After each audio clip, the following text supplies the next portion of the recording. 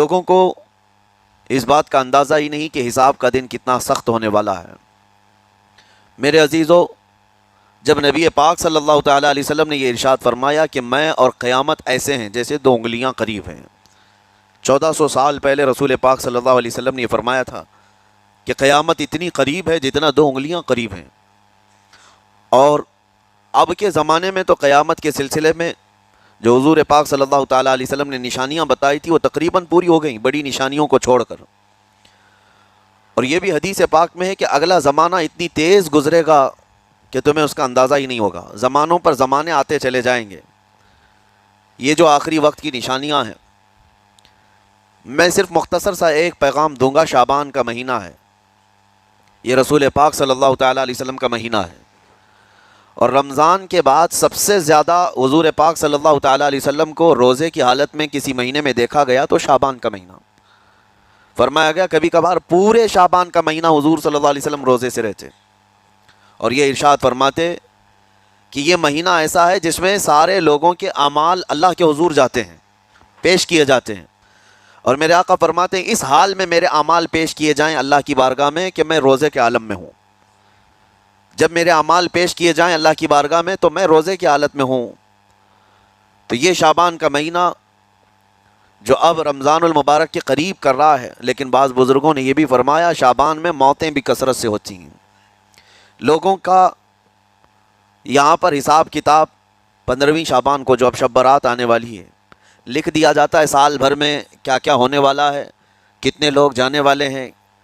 کئی لوگوں کی کتابیں بند کر دی جاتی ہیں۔ حدیث پاک میں یہ بھی ہے کہ فیصلہ اللہ تعالیٰ فرشتوں کے حوالے فرما رہا ہوگا، حالانکہ جب ہم ماں کے پیٹ میں تھے تبھی لکھ دیا گیا ہے کہ کتنی عمر ہے، لیکن فرشتوں کو جو ٹرانسفر کیا جاتا ہے سال میں ایک مرتبہ، اگلے سال ان کا کیا کیا ہونا ہے۔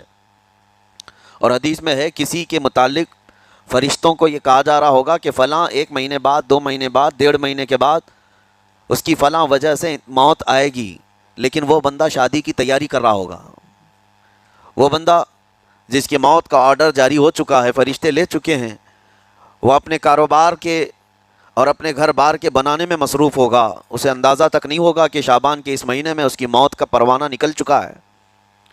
اسی لیے میں عرض کر رہا ہوں قرآن کی آیت اقترب للناس حسابهم وهم فی غفلۃ معرضون، اللہ فرماتا ہے لوگوں کا حساب بہت قریب آ چکا جبکہ وہ غفلت میں پڑے ہوئے ہیں۔ اب جس زمانے میں آپ زندگی گزار رہے ہیں یہ اتنی تیزی سے آپ کے اوپر سے گزر جائے گا کہ آپ کو احساس تک نہ ہوگا۔ بلکہ ایک حدیث کا مفہوم یہ بھی ہے کہ جوان بوڑھے نظر آنے لگیں گے اور بچے جوان نظر آنے لگیں گے۔ وہ دور آئے آج، بچے تو ہمارے جوان ہو ہی چکے ہیں، جو 6 سال کے بچے ہیں، 5 سال کے بچے ہیں، جن کو حقیقت میں بچہ کہا جاتا تھا، اب کے زمانے میں وہ بچے ہی نہیں رہ گئے۔ 8 سال کے بچے وہ بچے ہی نہیں رہ گئے۔ ساری اسکولوں کے حالات ہمارے پاس آئے دن نئی نئی خبریں آتی ہیں، 3ری جماعت کا، 4تھی کلاس کا بچہ خطرناک قسم کے نشوں میں مبتلا ہے جو بڑے بڑے جوان بھی نہیں کیا کرتے تھے۔ تو بچہ کہاں رہا؟ حضور پاک صلی اللہ تعالیٰ علیہ وسلم نے فرمایا تھا بچے جوان لگیں گے اور جوان بوڑھے، اور جوانوں کی حالت یہ ہے کہ سارے مزے اپنے بچپن میں اتنے کر لیے کہ جوانی میں طاقت ہی ختم ہو گئی۔ 25 سال کی عمر میں ایسے لگتے ہیں جیسے کہ بڑھاپا آ گیا، کمزوریاں آ گئیں۔ 30 سال پہلے کے دور میں 40 سال کو بھی جوانی کہا جاتا تھا، اب کے دور میں 40 سال تو بڑھاپا ہو گیا۔ 30 سال کی عمر کے بعد آج کے نوجوانوں کے جواب دینے لگ جاتے ہیں۔ اس کی وجہ یہ ہے کہ بچپن میں اپنے آپ کو برباد کر لیا، بچپن میں اپنے آپ کو ختم کر لیا، تو جو بچپنا تھا اس کو جوانی میں بتا دیا، اور جو جوانی ہے وہ بڑھاپے میں، اور جو بوڑھے اصل بوڑھے ہیں جن کو 60-70 سال کی عمر ملی ہوئی ہے، یہ اللہ تعالیٰ کی طرف سے ان کے لیے نعمت ہے۔ باقی قیامت کے قریب جو حالات ہیں وہ اس طرح کے ہیں۔ اور مزید میں آپ کو یہ بھی بتا دوں کہ زمانہ ترقی کرتے کرتے تمہیں ایسا سست اور کاہل بنا دے گا کہ تم کوئی کام کے لائق بھی نہیں رہ جائیں گے۔ بہت ساری چیزیں ہم سے رخصت ہو رہی ہیں، ہمیں اندازہ بھی نہیں۔ ابھی کل ہی میں ذکر کر رہا تھا، ابھی 10 سال پہلے، 20 سال پہلے جو چیزیں ہمارے آنکھوں کے سامنے موجود تھی وہ اب غائب ہو چکی ہیں۔ خالی وقت اسے ملے تو نشہ بھی یاد آ جائے، خالی وقت اسے ملے تو عورتوں کی طرف میلان بھی بڑھ جاتا ہے، خالی وقت اسے ملے تو اس کو دولت لٹانے اور عیاشی کرنے کی فکر بھی سوار ہونے لگتی ہے، اپنے آپ کو کسی چیز میں مصروف کر لے۔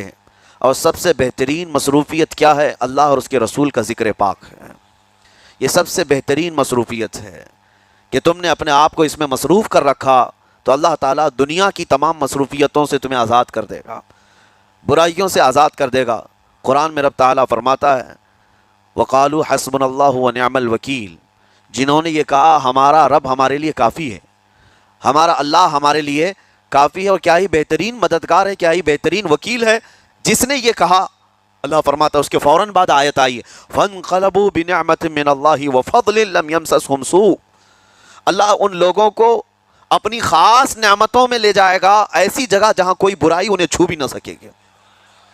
جنہوں نے اللہ کی بارگاہ میں یہ کہا حسبنا اللہ ونعم الوکیل، آگے بھی ہے دوسری آیت ہے نعم المولا ونعم النصیر، جس نے یہ کہا اللہ فرماتا ہے ان بندوں کو اللہ اپنی خاص نعمتوں میں لے جائے گا اور فضل میں لے جائے گا، ایسی جگہ لم یمسسہم سوء، جہاں انہیں کوئی برائی چھو بھی نہ سکے گی، کوئی برائی نہ آ سکے گی۔ اسی لیے کثرت سے اپنے آپ کو مصروف رکھو۔ یہ جو محافل ہماری ہو رہی ہیں اللہ کرے کہ ہمیشہ قائم رہیں۔ ہم ہفتے میں ایک مرتبہ ذکر کی مجلس میں آتے ہیں اپنے دل کو اللہ تعالیٰ کی یاد سے معمور کرنے کے لیے، ویسے کھانا تو دن میں 3 مرتبہ اور کوئی تو 5 مرتبہ کھاتے ہیں۔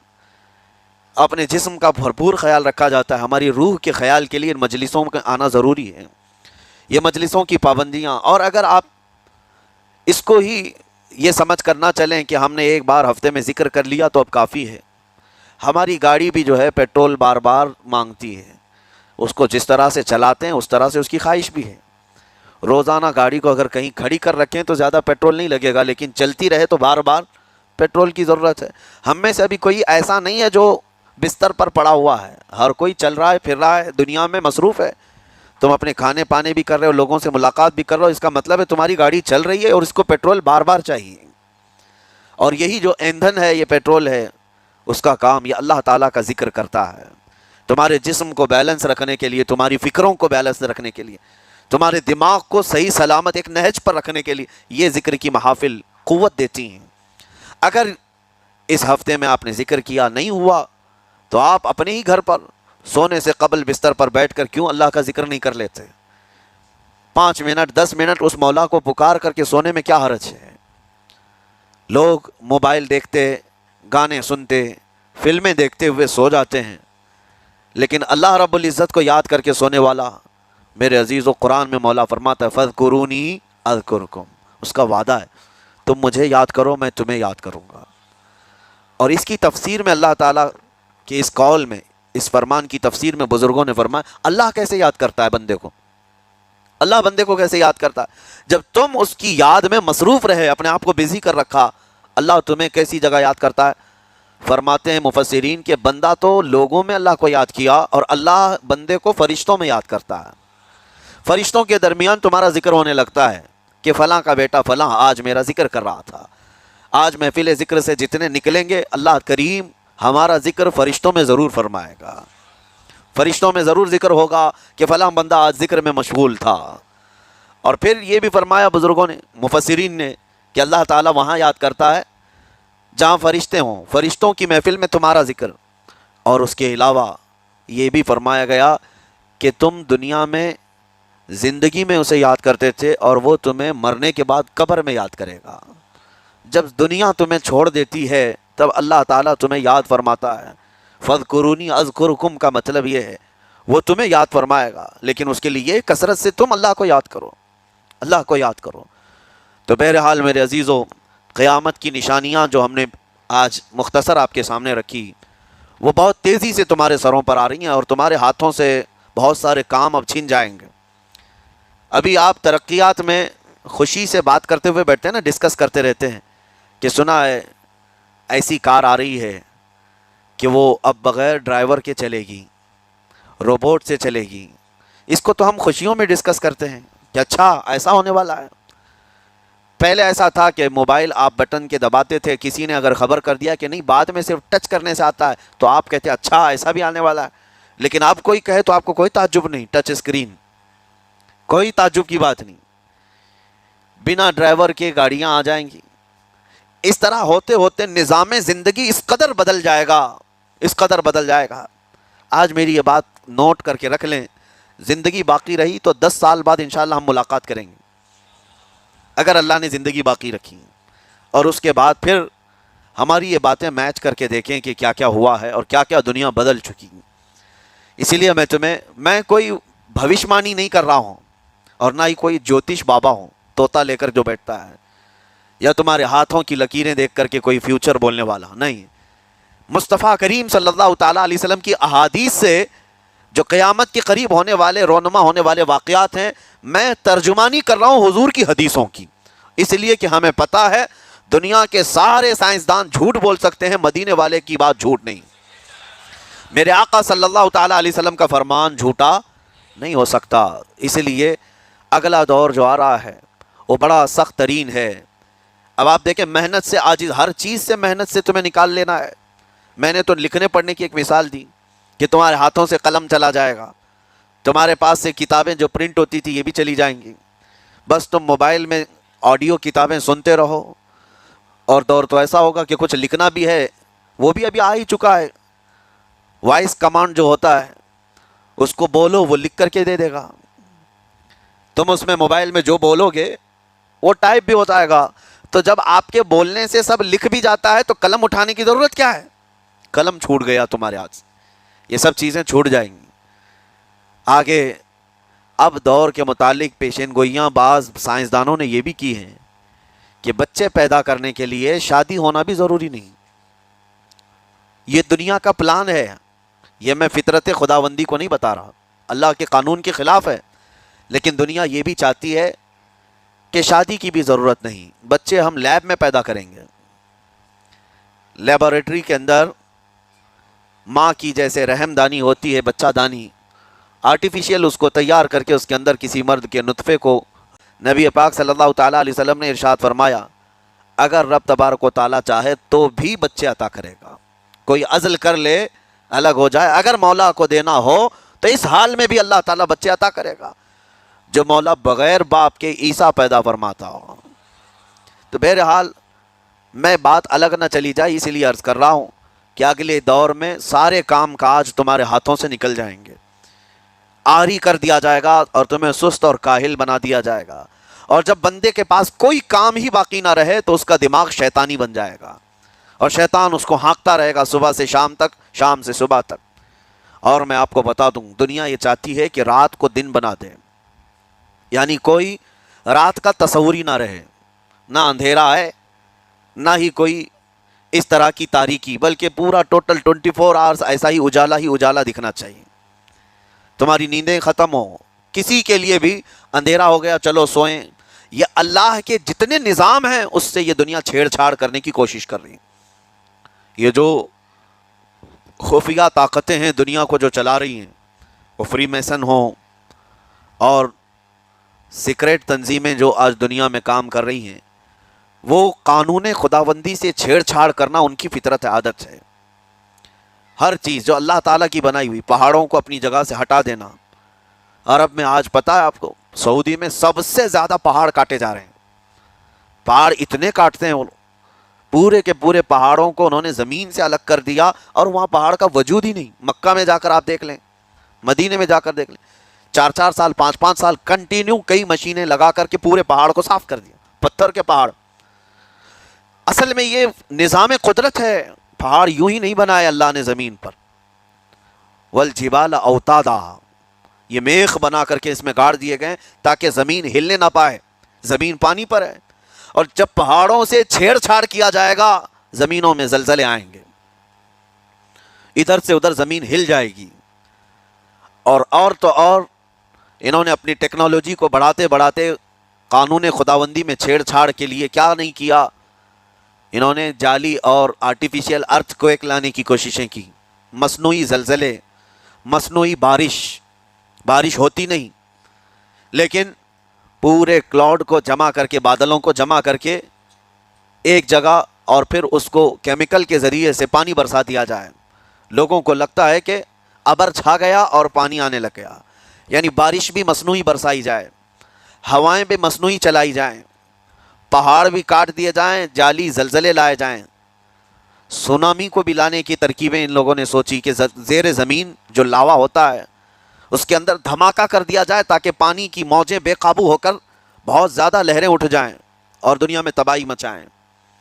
بیماریاں اللہ کی طرف سے آتی ہیں، لیکن بیماریاں یہ لیب میں بنانے کی کوشش کرتے ہیں کہ وائرس بنائے جائیں اور لوگوں کے درمیان چھوڑ دیے جائیں، جس کو آج دنیا کی بڑی طاقتیں بایو ویپن کا کہتی ہیں۔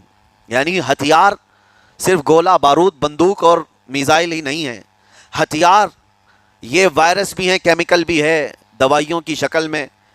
یہ برسوں سے یہ تنظیمیں اس بات پر کام کر رہی ہیں، حتیٰ کہ یہ نظام قدرت کو، نظام خداوندی کو پورے اکثر بدلنے کے لیے انہوں نے مردوں کو عورت بنانا، عورتوں کو مرد بنانے کی بھی مہم چھیڑ رکھی ہے۔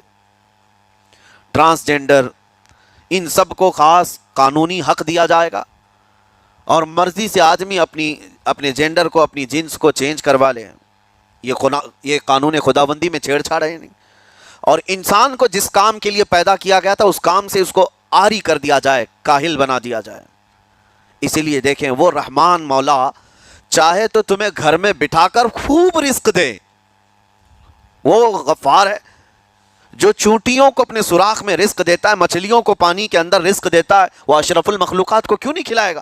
لیکن اس کا حکم یہ ہے اذا قضیت الصلاۃ فانتشروا فی الارض، جب نماز پڑھ لو تو زمین میں پھیل جاؤ اور اللہ کا رزق ڈھونڈو۔ یہ نہیں کہ گھر میں بیٹھ کر کے تم پکارتے رہو رزق آ جا، رزق آ جا، رزق آ جا، یہ نہیں ہے۔ تمہیں کیوں؟ تم کاہل اور سست نہ بنو، تمہیں فرمائے گا ہاتھ پیر چلاؤ۔ نبی پاک صلی اللہ تعالیٰ علیہ وسلم نے ارشاد فرمایا، دنیا کا سب سے بہترین رزق وہ ہے جو اپنے ہاتھوں کی کمائی، محنت سے۔ اور حضور فرماتے ہیں اللہ کے نبی داؤد علیہ السلام لوہے کا کام کرتے اور خود اپنے ہاتھوں سے لوہے کو تپا کر کے نقش بناتے، اور لوہے کی زرہ جو جنگوں میں پہنی جاتی یہ بنا کر کے بیچتے تھے، اور اس کی آمدنی سے حضرت داؤد علیہ السلام اپنا گھر چلاتے تھے۔ حضرت ادریس علیہ السلام کپڑے سلتے تھے، درزی کا کام کرتے اور اپنا گھر چلاتے۔ حضرت ابراہیم علیہ السلام گھر بنانے کا کام کرتے رہے۔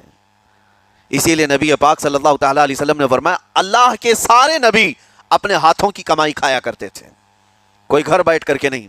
جو لوگوں کو آج یہ شوق ہے کہ بس کسی کو جائیداد میں کچھ پراپرٹی ملی تو کرائے پر چڑھا دو اور کرایہ کھاتے رہو، کیوں محنت کرنا ہے؟ کوئی کام کیوں کرنا ہے؟ میں یہ نہیں کہتا کہ کرایہ مت کھاؤ، کھاؤ کرایہ، لیکن اپنے جسم کو ایسا کاہل اور سست بناؤ گے تو یہ شیطان کی آماجگاہ بن جائے گا دماغ، اور اتنے گناہ کرنے لگ جاؤ گے کہ تمہارے کنٹرول میں نہیں رہے گا۔ تم اس کو جتنا خالی اور سست چھوڑو گے، یہ آلریڈی جو سائنسدانوں نے چوہوں پر ایکسپیریمنٹ کر کے جو دیکھا، اکثر ایسا ہوتا ہے کہ چوہوں پر جو تجربہ کیا جاتا ہے انسان کے فطرت سے بہت زیادہ میل کھاتا ہے چوہوں کی طبیعت۔ اسی لیے آپریشن تھیٹر میں بھی سکھانے کے لیے چوہے اور مینڈک کا استعمال ہوتا ہے۔ دوائیاں بھی جو سب سے پہلے بنتی ہیں وہ چوہوں کو کھلا کر دیکھی جاتی ہیں۔ انسان کی طبیعت زیادہ اس سے میل کھاتی ہے، تو جو چوہوں کو ساری سہولیات دے دی گئی تھی تو وہ آپس میں شہوت میں مبتلا ہو گئے اور ایک دوسرے کا قتل کرنے لگے۔ یہی حال انسانوں کا بھی ہوگا، جب ان کو ساری سہولیات ایک جگہ مل جائیں گی تو یہ ایک دوسرے کا قتل شروع کر دیں گے، یہ کثرت سے گناہ کرنے لگیں گے اور ایک دوسرے کا قتل کریں گے۔ اسی لیے آپ کو میں جو بات کہہ رہا تھا وہ ادھوری رہ گئی۔ وہ رب تبارک و تعالیٰ چاہے تو گھر بیٹھا کر تمہیں کھلائے، لیکن آپ مجھے یہ بتاؤ، یہ جو مسجد میں بلاتا ہے تمہیں رب تعالیٰ 5 وقت، فجر میں، ظہر میں، عصر میں، مغرب میں، عشاء میں، اور ہر ایک میں تمہیں اپنی پیشانی زمین پر رکھنی ہے، ہاں ایک مخصوص طریقہ ہے۔ کیوں؟ اللہ کریم کیا تمہارے ان اعمال کا محتاج ہے؟ محتاج ہے رب تعالیٰ کہ تم جتنے سجدے کرو گے اس کا پاور بڑھے گا، اس کی طاقت بڑھے گی، تمہاری عبادتوں سے اس کے خزانے بڑھیں گے؟ کچھ نہیں ہونا ہے، وہ بے نیاز ہے، اللہ الصمد، وہ بے نیاز ہے۔ لیکن تمہیں یہ جو پریکٹس کرائی جاتی ہے وہ اسی لیے کہ تم سست اور کاہل نہ بنو۔ کسی گاڑی کو زیادہ دن گیریج میں رکھ دیا جائے، چاہے وہ نئی کیوں نہ ہو، زنگ لگ جاتا ہے اور اس کے بعد پھر اس کے اندر خرابیاں شروع ہو جاتی ہیں۔ انسان اپنے آپ کو اسی طرح کاہل رکھ دے، سست رکھ دے، تو پھر اس کے اندر بھی عجب عجب قسم کی بیماریاں، وہ گناہوں کی بیماریاں بھی شروع ہوتی ہیں اور جسمانی بیماریاں بھی شروع ہوتی ہیں۔ اسی لیے تمہیں 5 وقت یہ پریکٹس بھی کرائی جاتی ہے کہ نمازیں پڑھتے۔ یہ شکر کرنے کا سب سے بہترین لفظ کیا ہے؟ الحمدللہ۔ اب میں آپ کو بتاتا ہوں، یہ سب سے بہترین لفظ ہے اسی لیے دیکھو کہ اللہ نے اپنی کتاب، آخری کتاب قرآن بھی اپنے حبیب پر اتارا تو اس کا سب سے پہلا ورڈ کیا رکھا؟ الحمدللہ۔ الحمدللہ سے پورا قرآن شروع ہوا۔ پھر تم اگر مولا کی بارگاہ میں عبادت کے لیے کھڑے ہوئے، نماز کے لیے رکعت باندھے، امام اگر کہیں سے جہر میں شروع کیا تو کہاں سے؟ نماز میں بھی اگر امام قرات شروع کرتا ہے تو کہاں سے شروع کرتا ہے؟ الحمدللہ سے ہی شروع کرے گا۔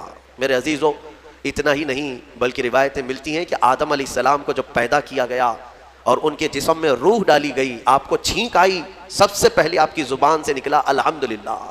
اس سے اندازہ کرو کہ میرا مولا شکر پسند کرتا ہے، شکر پسند کرتا ہے۔ اسی لیے 30 سے زیادہ مرتبہ تم سے پوچھ رہا ہے مولا کون کون سی نعمتوں کو جھٹلاؤ گے؟ تم اللہ رب العزت کے آگے سیرنڈر ہو جاؤ، سپرد ہو جاؤ کہ مولا نہیں، میں تیری کسی نعمت کا انکار نہیں کرتا۔ تمہیں اندازہ بھی نہیں ہے تمہارے پاس نعمتیں کیا کیا مولا نے دیا ہے، تمہیں اندازہ بھی نہیں ہے۔ وَإِن تَعُدُّوا نِعْمَةَ اللَّهِ لَا تُحْصُوهَا، اللہ فرماتا ہے اگر تم گننا چاہو گے اللہ کی نعمتیں ہرگز گن نہیں سکو گے۔ کیسے گنیں گے؟ ایک بزرگ نے لکھا ہے کہ اگر کوئی طے کر لیا، توجہ چاہتا ہوں، شیخ سعدی رحمۃ اللہ علیہ کے حوالے سے یہ بات ملتی ہے، کسی نے طے کر لیا کہ میں اللہ کی ساری نعمتوں کا شکر بجا لاؤں گا، اس نے جو بھی میری نعمتیں دی ہیں سب نعمتوں کا میں شکر بجا لاؤں گا۔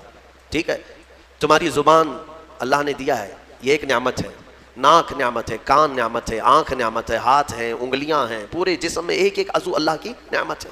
پھر پلس اس کے علاوہ جینے کے لیے جو یہاں پر گھر دیا یہ نعمت ہے، زمین پر چلنے کی طاقت دی یہ نعمت ہے، اور سونے کے لیے ہمیں بستر دیا، پہننے کے لیے کپڑے دیا یہ نعمت ہے، رشتہ دار دیا یہ نعمت ہے، اولاد دیا یہ نعمت ہے، ماں باپ دیا یہ نعمت ہے، اچھے دوست دیا یہ نعمت ہے، اسلام دیا یہ نعمت ہے، ایمان پر رکھا یہ نعمت ہے، اپنے آخری نبی کی امت میں پیدا کی یہ نعمت ہے۔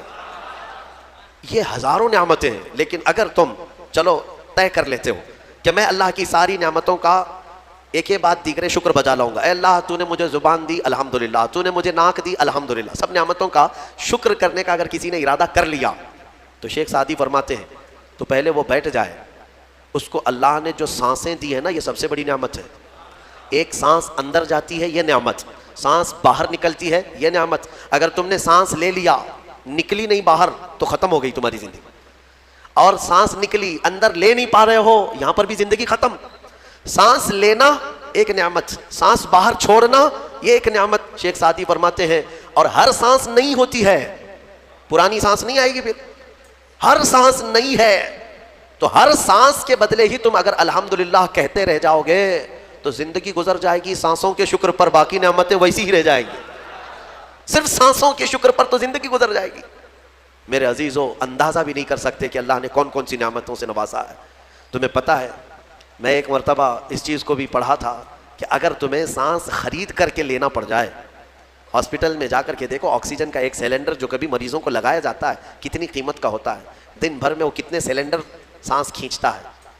اس اعتبار سے اگر تمہاری زندگی 60 سال کی ہوئی اور 60 سال تمہیں آکسیجن خرید کر کے لینا پڑا تو تقریباً اس کی قیمت جو ہے کئی 100 کروڑ میں چلی جاتی ہے۔ ایک اندازے کے مطابق 50 سے 60 کروڑ کا آکسیجن تمہیں لگ جاتا ہے، تو کیا یہ ہر آدمی کیپیبل ہے اپنی سانسوں کو پیسے سے خرید سکے گا؟ اور رب ذوالجلال نے تمہارے لیے اتنی آسانیاں کی ہیں کہ سانس ایسا نہیں ہے کہ فلاں شہر میں ملتی ہے جا کر کے لائیں اور پھر کھینچیں، تم جہاں ہو تمہاری ناک کے قریب ہوائیں کیا ہے۔ اس رب قدیر نے اتنی بڑی نعمتوں سے تمہیں نوازا، تمہیں اندازہ بھی نہیں ہے۔ اور اسی لیے رب تعالیٰ فرماتا ہے فَبِأَيِّ آلَاءِ رَبِّكُمَا تُكَذِّبَانِ، تم میری کون کون سی نعمتوں کو جھٹلاؤ گے۔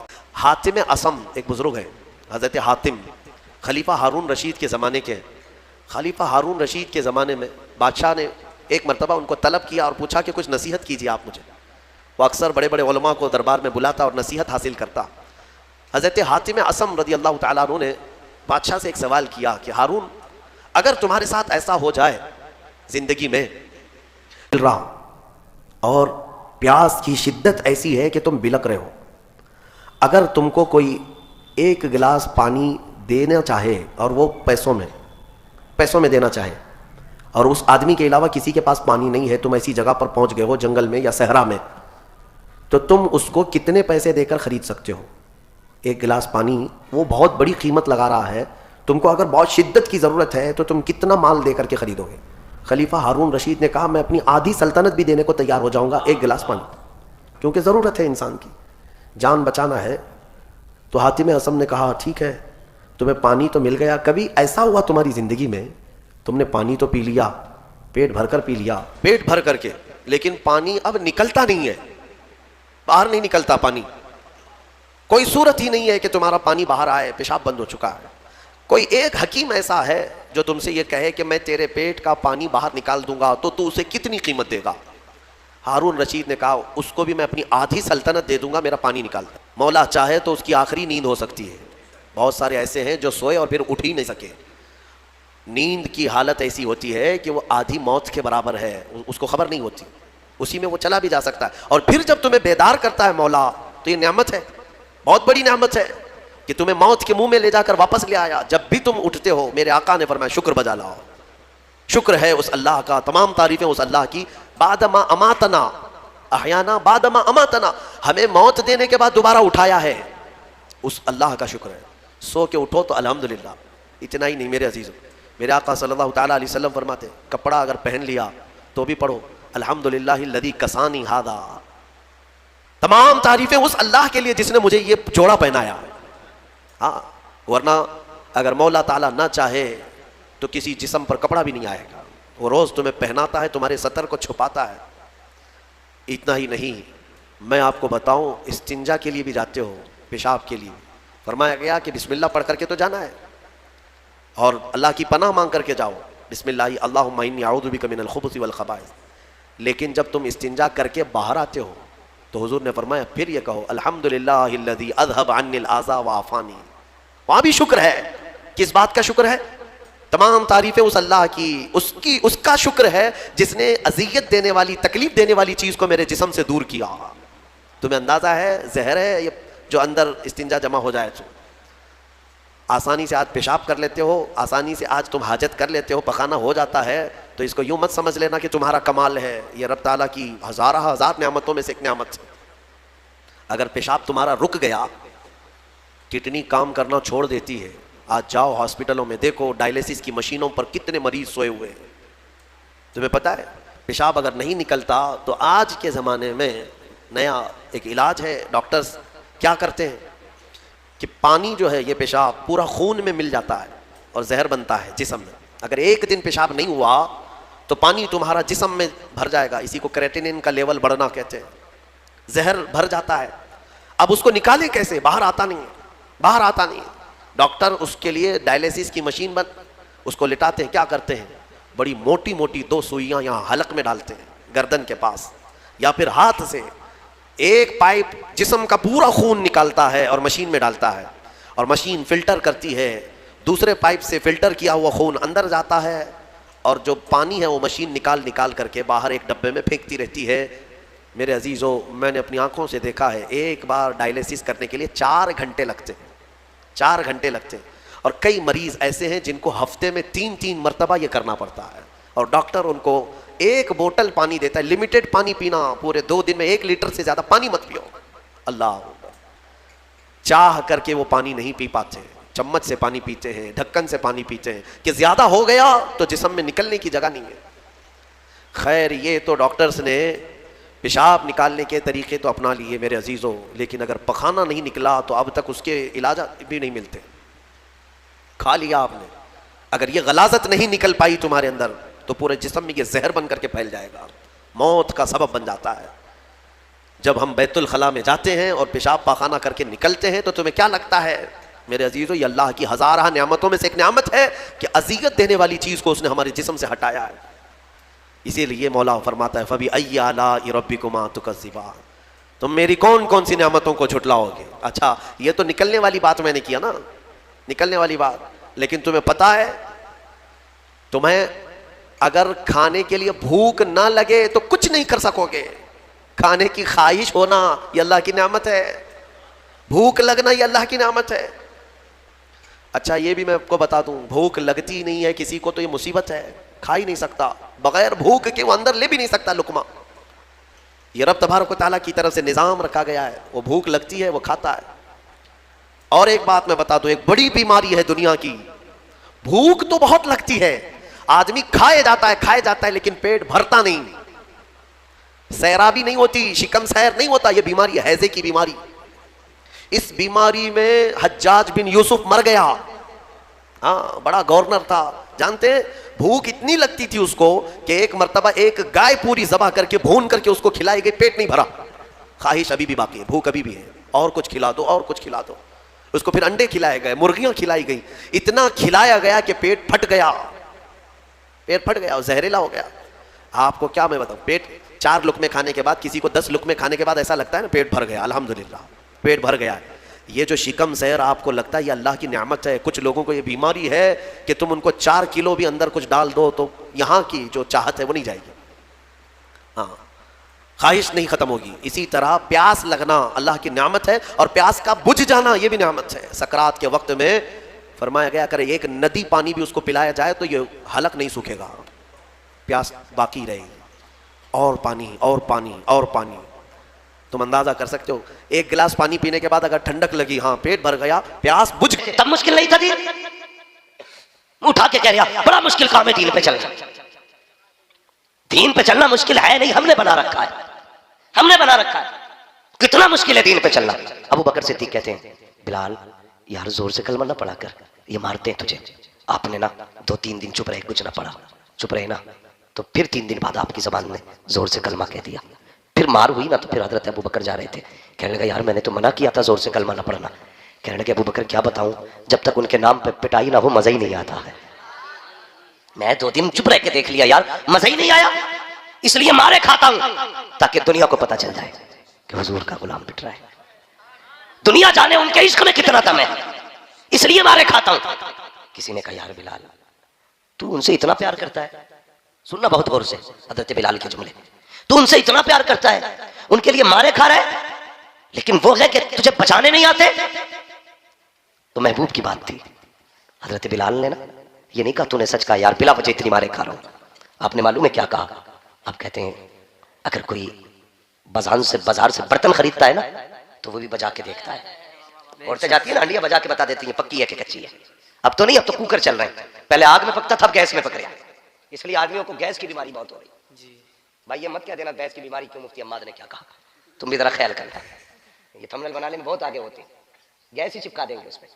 بہرحال تو آج پہلے کچے برتنوں میں کھانے بنتے تھے. لوگ کہتے ہیں آج پیسہ بھی ہے سب کچھ ہے لیکن عقیدے کمزور ہے. میں کہتا ہوں ہاں پہلے حویلی کچی ہوتی تھی، ایمان پکے ہوتے تھے. آج حویلی پکی ہو گئی ہے تو ایمان کچے ہو گئے. تو حضرت بلال سے کہا کہ یار چھوڑ کیوں نہیں دیتا نام جب وہ تجھے پوچھنے ہی نہیں آتے. حضرت بلال کہنے لگے جب کوئی برتن خریدنے جائے تو وہ بھی بجا کے دیکھتا ہے کچا ہے کہ پکا. کہتے جب تم برتن خریدو تو بجا کے دیکھتے ہو، اور وہ تو غلام خرید رہے ہیں، رب رسول بجا کے دیکھ رہے ہیں، مصطفیٰ دیکھ رہے ہیں میرا بلال پکا ہے کہ کچا ہے. کہنے لگے یا اللہ میں آزاد ہوں نہ ہوں بس مصطفیٰ کی نظروں میں مجھے پکا اتار دے. سبحان اللہ، بے شک سبحان اللہ. حضور کی نظروں میں پکا بنا دے. ایک دن میرے حضور گزرے نا تو حضرت بلال پہ مار ہوتے دیکھی نا حضور رو دیے. میں کہہ رہا تھا کہ عشق کو کیسا ہوتا ہے، حضور رو دیے اور آ کے بیٹھ گئے. حضرت ابوبکر صدیق کی نظر پڑ گئی. یا رسول اللہ کیوں روئے؟ کہنے لگے ابو بکر اگر میرے پاس دولت ہوتی میں اپنے بلال کو آزاد کرا لیتا. اتنا سنا حضرت ابوبکر فوراً پلٹ گئے. جیسے پلٹے حضور نے فرمایا ابوبکر کدھر جا رہے ہو؟ کہنے لگے یا رسول اللہ بلال کو آزاد کرانے. حضور نے فرمایا پھر ایسا کر بلال کی خریداری میں میرا بھی حصہ ڈال لینا، بلال کی خریداری میں میرا بھی حصہ ڈال لینا. اب ذرا سننا پیارے، تھوڑا سا ہوشیار رہنا. عقیدے کے چور گھوم رہے، عقیدے کے چور لڑاتے ہیں ہمیں، کہتے ہیں ابو بکر غلط ہے، عمر غلط ہے، حق علی کا پہلے ہے، یہ کہہ کے جھگڑے کرا رہے ہیں ہمارے بیچ. بتا تو صحیح جو حضور کو سب سے پیارا ہو پھر وہ امت کو برا کیوں لگ رہا ہے؟ میری سمجھ میں باتیں نہیں آتی. اب اگر کوئی ابو بکر عمر کو گالی دینا تو مولوی سے فتوی نہ لینا، سمجھ لینا کہ یہ عقیدے کا چور آیا ہے. بہت ہوشیاری کی ضرورت ہے اس وقت. قرب قیامت ہے، ایمان بڑی آسانی سے سرک جائے گا، پتہ بھی نہیں چلے گا. ہم مولوی دیکھتے رہ گئے، پیر پیر کرتے رہ گئے، پیر ایمان ہی چرا کے لے گیا. ابو بکر کو نہ مانو، عمر کو نہ مانو. ہاں شان دیکھ ابو بکر کی. میرے حضور فرماتے ہیں ابو بکر میرا بھی حصہ کر لینا. اٹھے جائے. آپ نے نا پہلے حضرت عباس کو بھیجا تھا جو ایمان بھی نہیں لائے تھے کہ عباس امیہ سے میری نہیں بنتی ہے، میں جاؤں گا نا تو وہ مجھے شاید بیچے گا ہی نہیں، تم جاؤ سودا کرو. جب عباس گئے نا حضرت عباس تو کہنے لگے بیچو گے غلام کو؟ اس نے کہا بیچوں گا. تو کہا کیسے؟ کہا کہ اس نے 50 سونے کے سکے بتائے، 50، جبکہ یہ قیمت 3 گنا زیادہ تھی. 50 سونے کے سکے. کہنے لگے مجھے نہیں خریدنا، ابو بکر کو خریدنا ہے. تو امیہ فوراً بدل گیا، کہنے لگا پھر سودا ابو بکر کے سامنے ہی ہوگا، انہیں بلایا جائے. ابو بکر صدیق آ گئے. جب پوچھا نا کتنے کا ہے، اس نے ڈائریکٹ دیکھا، دیکھ کے کہنے لگا اچھا تم آئے ہو. اس نے کہا میں 200 سکوں میں بیچوں گا. آپ نے فرمایا جا، سودا پکا کیا. اس نے کہا نہیں ٹھہریے، 400 سکوں میں. بات بڑھتے بڑھتے 1000 تک آ گئی. حضرت ابو بکر کہتے رہے دیا. جب 1000 پہ بات پہنچی، لوگوں نے کہا یار امیہ شرم کر، ہانڈی کا منہ کھلا ہو تو بلی کو خود شرم آنی چاہیے. تو بار بار سودا بدلتا جا رہا ہے. ابو بکر کہتا جا رہا ہے ہاں کم سے کم حیا کر، سودا اب تو رہنے دے. اس نے کہا ایسا نہیں دوں گا. کہا پھر؟ کہا 1000 سکے لوں گا، اور ساتھ میں نا 3 کنیزیں چاہیے، 2 کنیزیں، 1 یمنی غلام چاہیے، 3 چاہیے اس کے بدلے میں. حضرت ابوبکر صدیق نے فرمایا جا وہ بھی دے دیے. سودا ہو گیا، پیسے بھی گن گئے، غلام بھی دے دیے. تینوں کافر غلام تھے، تینوں دے کے چلے. جب حضرت بلال کو لینے گئے نا، جانتے ہو جیسے بندہ سجدے میں جاتا نا، اس طرح ٹانگیں موڑ کے حضرت بلال کی کمر کے اوپر 2 چکی کے پاٹ رکھے ہوئے. اللہ، کتنے زور سے؟ کتنے؟ 2. مرغے سے کھا کے باتیں بنانے میں کوئی بڑی بات نہیں لگتی ہے. اپنی دکان پہ بیٹھ کے پورا دین کا نظام سمجھانا پتا اور باتیں کر لینا بڑا آسان ہے. بڑا مشکل ہوتا کہ تپتی ہوئی ریت پہ حضور کا کلمہ پڑھنا. بڑا مشکل ہوتا ہے لوگوں کے ظلم کے آگے رب کی وحدانیت کا اعلان کرنا. گئے نا تو 2 پاٹ رکھے تھے، ہٹائے، لے کے کندھے پہ ڈال کے چلے نا. تو حضرت عباس کہنے لگے ابو بکر اس میں ایسا کیا ہے جو اتنی بڑی قیمت چکا کے جا رہے ہو؟ ہم تو یہ سمجھتے تھے کہ تم سے بڑا عقل مند اور دانا کوئی نہیں ہے. ہم تو یہ سمجھتے تھے کہ تم وہ تجارتی ہو جو کبھی گھاٹے کا سودا نہیں کرتا ہے، تم وہ تجارتی ہو جس نے کبھی نقصان نہیں اٹھایا ہے. لیکن آج ابو بکر مجھے حیرت ہو رہی ہے، اتنا گھاٹے کا سودا کر کے جا رہے ہو. اللہ اکبر. کالے کے بدلے میں گورے دے کے جا رہے ہو، 1 کے بدلے میں 3 دیے ہیں، اور 1 کے بدلے میں 10 گنا قیمت زیادہ دے کے جا رہے ہو. اے ابو بکر بتاؤ اس میں ایسا کیا ہے جو اسے لے کے جا رہے ہو؟ حضرت ابو بکر صدیق نے مڑ کے پیچھے دیکھا، کہنے لگے تم نے کیا قیمت لگائی ہے؟ کچھ بھی نہیں لگائی. کہتے اگر پوری دنیا پر ابو بکر کی حکومت ہوتی اور تم اس بلال کے بدلے میں وہ ساری حکومت مانگ لیتے تو ابو بکر ساری حکومت دے دیتا، لیکن بلال کو چھوڑ کے نہ جاتا. کہا اس میں کیا ہے؟ کہا تم نہیں جانتے. ابو بکر نے کہا تھا تم نہیں جانتے ہو، اس میں ایسا کیا ہے؟ فرمایا سنو، یہ جو بلال لے کے جا رہا ہو یہ میرے محبوب کو پسند آ گیا. نعرے تکبیر، نعرے رسالت، مسلک اعلیٰ حضرت عظمت بلال، نعرے تکبیر، نعرے رسالت. سبحان اللہ، ماشاءاللہ، بہت اچھا. یہ میرے حضور کو پسند آ گیا. اب اس کی کوئی بھی قیمت کم ہے. ایک بلال خریدا، حضور کو پسند آیا. میں ایک بات کہوں معذرت کے ساتھ، اپنے علاقے میں سب سے زیادہ یہ بیماری پائی جا رہی ہے. نوجوانوں، ہماری قوم نا سیلیبریٹ کرنے کے نام پہ برتھ ڈے کون سے ڈے منائے جا رہے ہیں، ان کے ساتھ ساتھ جب شادی بیاہ میں نا نوجوان نا شراب کو بیئر کے نام پہ پی رہا ہے اور بے وقوف بناتے ہیں. کہتے ہیں نہیں یہ تو انرجی ڈرنک ہے، اس میں نشہ نہیں. شرم کرو. ہماری قوم سب سے زیادہ اس وقت شراب پی رہی ہے ہندوستان میں، سب سے زیادہ. کتنے غیر مسلم ادھیکاریوں سے، بڑے بڑے افسروں سے ملاقات ہوئی، وہ کہتے ہیں کہ جب بھی شراب کے ساتھ پکڑے جاتے ہیں صاحب مسلمان ہی کیوں پکڑے جاتے ہیں. اللہ. میری قوم کے جوانوں جو حضور کو پسند نہیں ہونا چاہیے وہ ہمیں بھی پسند ہے، وہ ہمیں بھی پسند ہے. نہیں ہونا چاہیے. اگر ہمارے حضور کو شراب سے نفرت ہے تو پھر ان کا کلمہ پڑھنے والا کس کس نام سے شراب پی رہا ہے. کچھ ایسے بھی رپورٹیں ملی ہے کہ وہ ایک کھانسی کا سیرپ آتا ہے اور ایکس پوری شیشی لے کے منہ سے لگا کے لوٹ جاتے ہیں. ایسے نشیڑی ہو گئے. ہمیں اس شراب کی ضرورت تھی؟ یہ نشہ چاہیے تھا ہمیں تو عشق رسول کا نشہ چاہیے، ہمیں تو محبت رسول کا نشہ چاہیے تھا. یہ نشے کب سے چڑھنے لگے؟ ہاں کہتے ہیں ہم حضور کے غلام ہیں. ہاں بدلو اپنے آپ کو. حضور کی بارگاہ میں ایک نوجوان آیا، سونے کی انگوٹھی پہنے ہوئے تھا. غریب نواز نے کہا بیٹی بتا تو صحیح بات کیا ہے. بچی کہنے لگی سنو بابا اگر نہیں مانتے ہو تو سنیے، میرے باپ روز دودھ پلا کے جایا کرتے ہیں، لیکن آج میں دودھ لے کر کے آئی ہوں تو یہ دودھ نہیں پی رہے ہیں. شاید یہ مجھ سے ناراض ہیں تو میں نے یہ قسم کھائی ہے یا تو یہ دودھ پیئیں گے یا میں اپنی جان دے دوں گی. جیسے اتنا سنا ہے غریب نواز کہتے ہیں بیٹی بس اتنی سی بات ہے. کہا ہاں بس اتنی سی بات ہے. آپ نے فرمایا کہ دودھ کیوں نہیں پیتے ہو؟ جب بچی کہہ رہی ہے تو دودھ پی لیجیے. جیسے اتنا کہا ہے وہ پتھر ٹس سے مس نہیں ہوا. آپ نے فرمایا سنتا نہیں کون کہہ رہا ہے؟ معین الدین کہتا کہ دودھ پی لے. اس نے پھر بھی دودھ نہ پیا ہے. اس کے بعد غریب نواز نے اس کے کان پکڑے اور گھما کے کہا پیتا کیوں نہیں ہے؟ جیسے اتنا کہا ہے پتھر کے ہاتھ ہلنا شروع ہو جاتے ہیں. اس نے پیالہ پکڑا ہے، ہونٹوں سے لگایا ہے، دودھ پینا شروع کر دیتا ہے. اور پیتا کیوں نہیں؟ کہنے والا کوئی عام نہ جانا تھا، زبان غریب نواز کی تھی. فیضان مدینے والے مصطفیٰ کا ہو رہا ہے.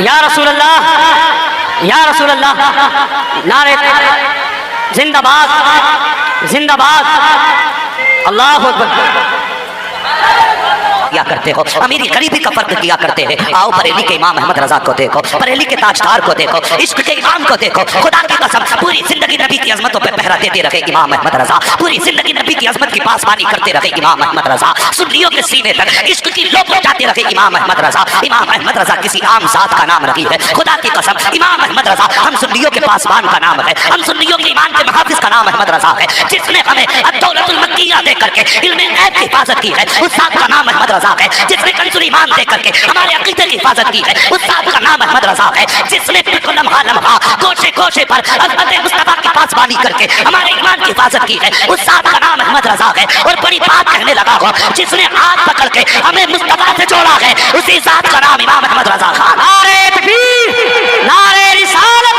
علماء اہل سنت، مسلک اعلیٰ حضرت، مسلک اعلیٰ حضرت علامہ مفتی حماد صاحب قبلہ، علامہ مفتی حماد صاحب قبلہ، نعرے تکبیر، نعرے رسالت۔ ملک سخن کی شاخی تم کو رضا مسلم، اور جس سمت آ گئے ہو سکے بیٹھا دیے ہیں۔ بڑا آسان ہے اعلیٰ حضرت پہ بھونک لینا، بہت آسان ہے ان کے خلاف یہ کلوں کو تیل لگا کے جبڑے چلا لینا۔ سن امام احمد رضا کون ہے؟ خدا کی قسم امام احمد رضا خان فاضل بریلوی کے بارے میں دنیا جانتی ہے کہ وہ چلتے تھے تو مصطفیٰ کی ادا بن کے چلا کرتے تھے، وہ بولتے تھے تو ادائے مصطفیٰ کا تیور بن کے بولا کرتے تھے، وہ سوتے تھے تو لفظ محمد بن کے سویا کرتے تھے، وہ جاگتے تھے تو آنکھ کھلنے کے بعد سب سے پہلے یہ سوچتے تھے حضور بستر سے کیسے اٹھا کرتے تھے۔ وہ یار جس نے ساری زندگی نبی کے عشق میں قربان کر دی، وہ امام جس دن سے پیدا ہوا اور جب تک قبر میں پہنچا ساری زندگی نبی کے چراغ اس کے دل میں چلتے رہے۔ خدا کی قسم اس امام کو ذرا قریب سے دیکھیے، زندگی کے آخری ایام آئے ہیں امام احمد رضا کے، طبیعت خراب چل رہی ہے، پرہیز کا کھانا کھا رہے ہیں، ایک دن بیٹھے ہوئے ہیں اور آپ کے ساتھ آپ کے شاگرد بیٹھے ہوئے ہیں، اتنے میں ایک بچہ گھر گزر ہوا، کہنے لگا مولانا، کہا کیا بات؟ کہا ہمارے گھر دعوت کھا لیں گے؟ اللہ اکبر، اتنا سنا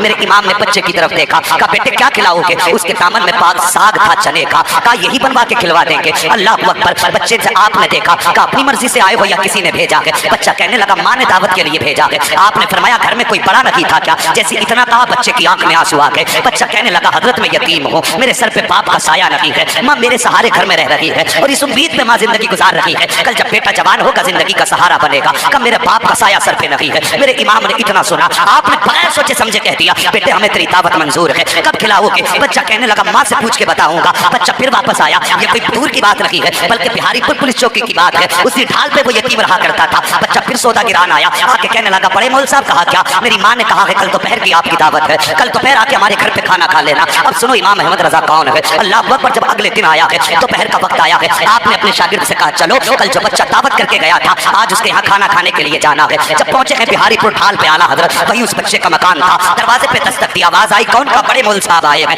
کل دعوت کر کے آئے تھے۔ اتنا سنا بچہ گھر کے اندر سے ایک بوریا لے کر کے آیا، ٹاٹ کا ٹکڑا لایا، لانے کے بعد یہ اعلیٰ حضرت کی بارگاہ میں پیش کیا، کہا لو مولانا اسے بچھاؤ اور بیٹھ جائیے۔ گھر کے آگے سلیپ کی جگہ پر اعلیٰ حضرت نے وہ بوریے کا ٹکڑا بچھایا ہے اور بیٹھ جاتے ہیں۔ آج کا پیر ہوتا تو کہتا پہلے ایئر کنڈیشن کمرہ چاہیے، اے سی لگی ہونی چاہیے، گدے ایسے ہو کہ تھکن اتر جائیں، چار لوگ پیر دبانے والے ہو، مگر سلام میرے امام تیری محبتوں کے، سلام میرے امام تیری عظمتوں کے۔ اللہ اکبر، بچے نے لا کر کے بوریا بچھایا ہے، میرے امام بیٹھ جاتے ہیں۔ اللہ اکبر، کون بیٹھا ہے؟ وہ بیٹھا ہے جس کے بارے میں دنیا کہا کرتی ہے ڈالتی قلب میں عظمت مصطفیٰ سیدی اعلیٰ حضرت پہ لاکھوں سلام، وہ بیٹھا ہے اس بوریے پر۔ اللہ اکبر، جب لوگ گزر رہے ہیں اعلیٰ حضرت کو دیکھ کے کہتے ہیں حضرت آپ یہاں، مسکرا کے کہتے تھے جاؤ تمہاری دعوت نہیں ہماری دعوت کی گئی ہے، تمہاری دعوت نہیں ہماری دعوت کی گئی ہے۔ یہ کہہ کے آپ واپس کرتے تھے آنے والوں کو۔ جب وقت آ گیا کھانے کا، بچہ اندر سے چنے کی روٹی لایا ہے اور بیسن کی روٹی چنے کا ساگ، اور لانے کے بعد رکھ دی ہے آگے۔ جیسے آگے آئی ہے روٹی، آپ کے شاگرد جو ساتھ تھے کہنے لگے حضرت جی آپ دیکھ رہے ہیں یہ بیسن کی روٹی ہے، ڈاکٹروں کا حکیموں کا کہنا یہ ہے اگر ایک لقمہ بھی آپ نے کھایا تو یہ آپ کے لیے زہر سے زیادہ خطرناک ثابت ہوگی، اب کیا کرو گے؟ اللہ اکبر، میرے امام بیٹھے ہیں، بسم اللہ شریف پڑھی ہے اور اس کے بعد آپ نے درود پاک کا ورد کیا ہے، اور وہ روٹی جو میرے امام کے لیے زہر تھی آپ نے پہلا لقمہ توڑا ہے اور اسی روٹی کو کھانا شروع کیا ہے۔ تمہیں کیا لگتا ہے ایک لقمہ کھا کے کہنا پورا کر دیا ہوگا؟ نہیں، اعلیٰ حضرت نے کھانا شروع کیا ہے۔ ہر دن آپ کی روٹی، آپ کی خوراک آدھی روٹی ہوا کرتی تھی، لیکن آج آپ نے پوری روٹی تناول فرمائی ہے، پوری روٹی کھائی ہے۔ آپ کے ساتھ جو شاگرد تھے کہنے لگے میرے امام تیرے رازوں پہ قربان جاؤں، مگر بتائیے تو صحیح، حکیموں نے سخت پرہیز بتایا تھا، حضرت آپ نے پوری روٹی کیوں کھائی ہے؟ اگر اگر ایک لقمہ کھا لیتے تب بھی دعوت کا حق ادا ہو جاتا، 2 لقمے کھا لیتے تب بھی دعوت کا حق ادا ہو جاتا۔ میرے امام نے اپنے شاگرد کا چہرہ دیکھا، آنکھ میں آنسو بھر لائے، فرماتے ہیں ٹھیک کہا تم نے، اگر ایک لقمہ کھا لیتا تب بھی اس کی دعوت کا حق ادا ہو جاتا، لیکن یہ بچہ یتیم ہے، سر پہ باپ کا سایہ نہیں ہے، اگر میں ایک لقمہ کھاتا شاید بچے کے دل میں خیال آ جاتا کہ ہم غریب ہیں اس لیے مولانا نے ایک لقمہ کھایا ہے، اور اگر یہ خیال آ جاتا بچے کا دل ٹوٹ جاتا کہ مولانا احمد رضا مصطفیٰ کا عاشق ہے، اور میرے نبی نے فرمایا ہے جو غریب کا دل توڑ دے گا وہ محمد کا دل توڑ دے گا، جو غریب کی دل جوئی کرے گا وہ محمد کی دل جوئی کرے گا۔ اعلیٰ حضرت فرماتے ہیں مول صاحب طبیعت صحیح رہے یا بگڑ جائے کوئی فرق نہیں پڑتا، احمد رضا یہ چاہتا ہے کوئی روٹے کیا نہ روٹے لیکن مدینے والا مصطفیٰ احمد رضا سے نہ روٹے۔ نعرہ تکبیر، نعرہ رسالت، علماء اہل سنت، مسلک اعلیٰ حضرت، مسلک اعلیٰ حضرت حضرت علامہ مفتی حماد صاحب قبلہ، حضرت علامہ مفتی حماد صاحب قبلہ، نعرہ تکبیر، نعرہ رسالت۔ اللہ اکبر، جہاں گفتار میں سنت تھی وہاں کردار میں بھی سنت تھی، انہوں نے طبیعت کی پرواہ نہ کی، مصطفیٰ کی شریعت کی پرواہ کی۔ دعوت دینے یتیم آیا تھا، اس لیے میرے رضا نے اپنی جو کھانا کھایا اس کی دلجوئی کے لیے پرہیز کی فکر نہ کی۔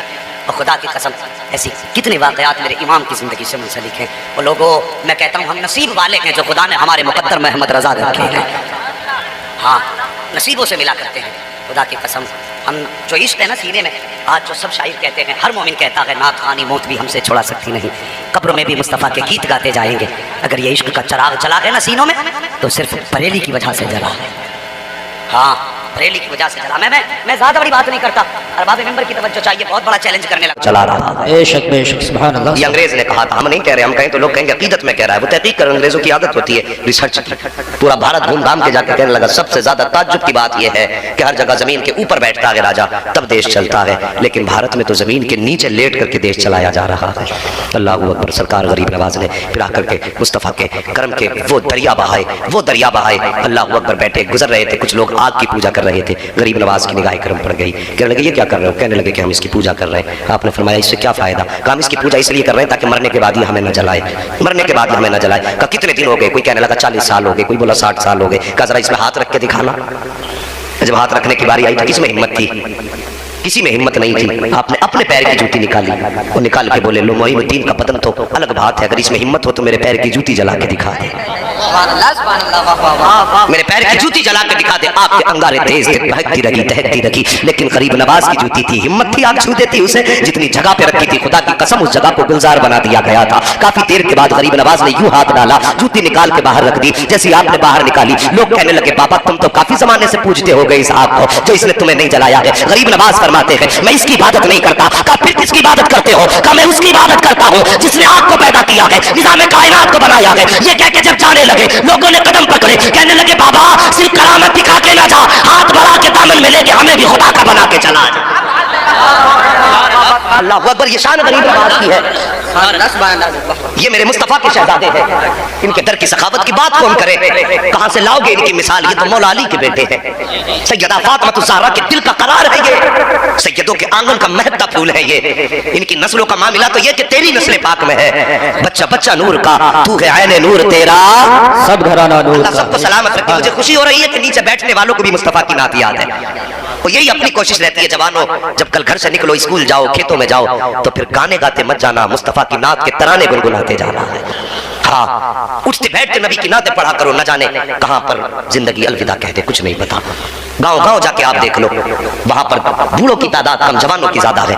اس کا مطلب کیا ہے؟ مطلب یہ ہے کہ بڑھاپے تک لوگ کم ہی پہنچ پاتے ہیں، زیادہ تر جوانی میں ہی لوگ ختم ہو جاتے ہیں۔ مہربانی کرو جوانوں، آخرت کی تیاریاں کرو، اللہ والوں کے دامن سے وابستہ رہو اور ان کے دامن سے جڑے رہو، اور اپنے دل کی دنیا اللہ کے ولیوں کے قدموں میں ڈال دو، اور پھر جب ان کے ہو جاؤ گے نا تو جھوم کے کہا کرو گے جب تک بکے نہ تھے تو کوئی پوچھتا نہ تھا، تو نے خرید کر ہمیں انمول کر دیا۔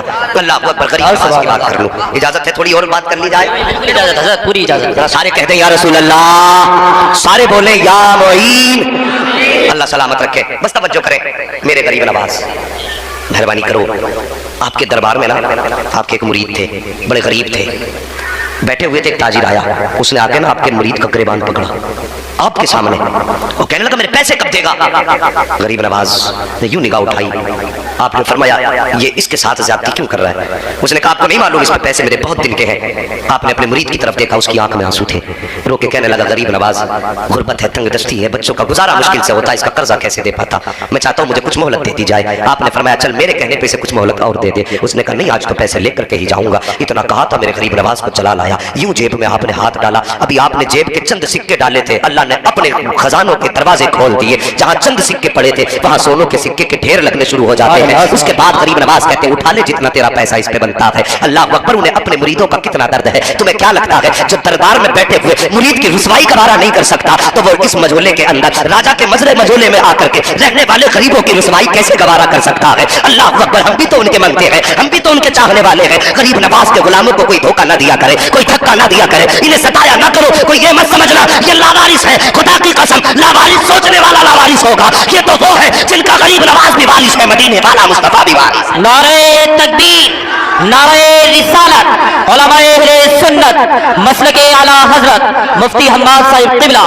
زندہ باد۔ گردشوں نہ چھیڑو میرا ہے کوئی جہاں میں، ہم اتنے بھی تو لاوارث نہیں کہ جو چاہے جیسا چاہے کر دے، ہم بھی کوئی وارث رکھتے ہیں۔ مجھے گردشوں نہ چھیڑو میرا ہے کوئی جہاں میں ابھی پکار لوں گا، نہیں دور ہے مدینہ۔ ہمیں کوئی لاوارث نہ سمجھے، آپ نے ڈھیر لگا دیا سونے کا، اٹھا لے جتنا تیرا پیسہ ہو۔ اس نے پیسہ اٹھانا شروع کیا، وہ سمجھ رہا تھا غریب نواز ادھر نہیں دیکھ رہے ہیں، جتنا اس کا تھا اس نے زیادہ اٹھا لیا، زیادہ اٹھا لیا، وہ لے کر کے چلا گیا۔ کچھ دن کے بعد اب یہ جو تھے سرکار غریب نواز کے مرید، مگر یہ شرمندہ رہنے لگے تھے، دوستوں کے سامنے گریبان پکڑا گیا تھا۔ اگر کوئی ان میں کا دربار بازار میں مل جاتا تو خود بخود آٹومیٹکلی گردن جھک جاتی ہے۔ اگر کسی کے ساتھ ایسا معاملہ ہو جائے پھر وہ کہیں مل جائے تو شرم آئے گی نا بات یاد کر کے، یہ سوچ کے شرمندہ ہو جاتے تھے، روتے رہا کرتے تھے، یا اللہ یہ میرے ساتھ کیا ہوا ہے، یا اللہ یہ میرے ساتھ کیا ہوا ہے۔ اگر کوئی آپ کے ساتھ زیادتی کرے نا تو غصہ نہ کیا کرو، اگر کوئی آپ کو پریشان کرے نا تو پھر اپنے آپ کو کوسا نہ کرو۔ آؤ بتاؤں، ایک اللہ کے ولی مجذوب تھے، گزر کے جا رہے تھے، جب راستے سے گزرے نا تو ان کی چپلیں جو لکڑی کی یا جس چیز کی بھی تھی، گزر کے جا رہے تھے، بارش ہوئی تھی، اب جو پیروں سے کیچڑ لگتا تھا وہ اچھلتا بھی تھا، مجذوب تھے، دیوانے تھے، بے احتیاطی میں چلے جا رہے تھے۔ ایک خاتون بیٹھی تھی دروازے پر، اس کے جیسے آپ کا پیر پڑا نا پانی میں، چھینٹے اس کے کپڑوں پہ آ گئے، اس کا محبوب اس کی کروٹ میں بیٹھا تھا، جیسے اس کے کپڑوں پہ چھینٹے آئے اس نے کہا اس جانے والے نے میرے کپڑے خراب کر دیے۔ اس کا محبوب اٹھا، عاشق اٹھا اور جاتے اس نے اللہ والے کے منہ پہ تماچا مارا، جیسے تماچا مارا نا اللہ والے نے کوئی جملہ نہیں کہا، زبان سے کچھ نہیں بولا، گردن جھکا کے آگے چلے گئے۔ جیسے آگے گئے ایک دکان کے سامنے سے گزرے، دکاندار کی نظر پڑ گئی، ارے حضرت آ رہے ہیں، اس نے بلایا، بیٹھایا، گرم دودھ کا پیالہ دیا، کہنے لگے حضرت پی لیجئے۔ آپ نے ہاتھ میں دودھ کا پیالہ لیا اور لے کے یوں آسمان کی طرف دیکھا، دیکھ کے کہتے واہ رے مالک تیری قدرت ہے، کہیں تماچے کھلاتا ہے، کہیں بیٹھا کے دودھ پلا دیتا ہے، کہیں تماچے کھلاتا ہے، کہیں دودھ پلا دیتا ہے۔ اللہ اکبر، ابھی دودھ کا پیالہ ہاتھ ہی میں تھا، اتنے میں لوگ دوڑتے ہوئے آئے، آ کے کہنے لگے کہ ٹھہریے ٹھہریے، آپ فرماتے کیا ہوا؟ کہا ابھی آپ کو جس نے تماچا مارا ہے تم نے اس کو بددعا دی ہے؟ کہا میں نے کوئی بددعا نہیں دی ہے۔ کہا کیا ہوا؟ کہا وہ اوپر چھت پہ چڑھا، پیر پھسلا، زمین پہ گرا، اس کی گردن کی ہڈی ٹوٹ گئی ہے، وہ مر چکا ہے۔ اللہ اکبر، لوگ پکڑ کے لے گئے، کہا تم نے بددعا کی تھی؟ اللہ والے کہتے ہم کسی کے لیے بددعا نہیں کرتے ہیں۔ کہا پھر بتاؤ تو صحیح یہ مرا کیسے ہے؟ آپ کو چلا لایا، کہتے سنو سچ پوچھنا چاہتے ہو تو سچائی سے پردہ اٹھانا چاہتا ہوں۔ سچائی یہ ہے کہ جب میں نے نکل کے گیا میرے پیر سے کیچڑ اٹھا اور اس عورت کے کپڑوں پہ جا کے پڑا، اس کے کروٹ میں اس کا محبوب بیٹھا تھا، اس کو گوارا نہ ہوا، اس نے اٹھ کے میرے تماچا مارا۔ کہ جب اس نے میرے تماچا مارا تو یہ بات میرے محبوب کو گوارا نہیں ہوئی ہے۔ کہ جب اس کے کیچڑ سے اس کا محبوب ناراض ہوا تو اس نے اپنا بدلہ لے لیا ہے، اور جب اس کے تماچے سے میرا محبوب ناراض ہوا ہے تو اس نے اپنا بدلہ لے لیا ہے۔ اس نے کہا تھا کہانی میری نہیں ہے، کہانی یاروں کی ہے، تو نے اپنے یار کا بدلہ لیا، اس نے اپنے یار کا بدلہ لیا۔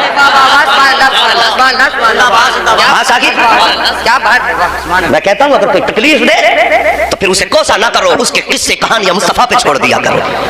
ہم بدلہ لیں گے اپنی طاقت سے لیں گے، اور جب رب بدلہ لے گا تو اپنی شان کے مطابق بدلہ لے گا۔ معاف کرنے کی عادت ڈالو۔ توجہ ہے، اس نے کیا کام کیا تھا؟ اکٹھے بھر لیے، جیب میں زیادہ لے لیے جتنا اس کے، یہ بات تو یاد ہے نا غریب نواز کی چوکھٹ، زیادہ لے لیے جتنے اسے لینے تھے، اس سے زیادہ لے لیے، چلا گیا۔ اب یہ رویا کرتے تھے، آنسو بہایا کرتے تھے، یہ تو نہیں ہے کہ یہ آنسو بہاتے ہیں اور خبر کسی کو نہ ہوتی ہو، واللہ وہ سن لیں گے، فریاد کو پہنچیں گے۔ اتنا بھی تو ہو کوئی جو آہ کرے دل سے۔ میرے نبی کی پھر حقیقت تو کیا ہے؟ آقا کہ آج بھی گنبد خضرا سے آواز آتی ہے، خنجر چلے کسی پہ تڑپتے ہیں ہم امیر، سارے جہاں کا درد ہمارے جگر میں ہے۔ وہ نبی جو یہ کہہ کے گیا ہے کہ اگر امتی کے پیر میں کانٹا لگتا ہے تو امتی کو درد بعد میں ہوتا ہے، مدینے والے کو احساس پہلے ہو جاتا ہے۔ یار جس کو ہمارے کانٹا لگنے کا احساس एहसास हमसे पहले होता है, फिर जब उसका उम्मती रोता होगा तो ये कैसे समझ लिया वो गुंबद खजरा में गाफिल होगा। खुदा की कसम बस वो मोहलत देता है, मान जाओ मान जाओ, और जब सारे रास्ते बंद हो जाते हैं फिर रस्सी खिंचती है, और जब रस्सी खिंचती है तो फिर समझो तो सही आला हजरत फरमाते हैं अलहमा कह रहे हैं गौस वो तीखा तेरा मर के भी चैन से सोता नहीं मारा तेरा। अल्लाह अकबर, ये उनके बेटे की हकीकत है। अगर गौस का जलाल इतना है तो मदीने वाले का जलाल कितना होगा। वो मंगता रोया तो कोई ये तो नहीं कि नबी को खबर नहीं हुई। और फिर गरीब नवाज की चौखट का मंगता था।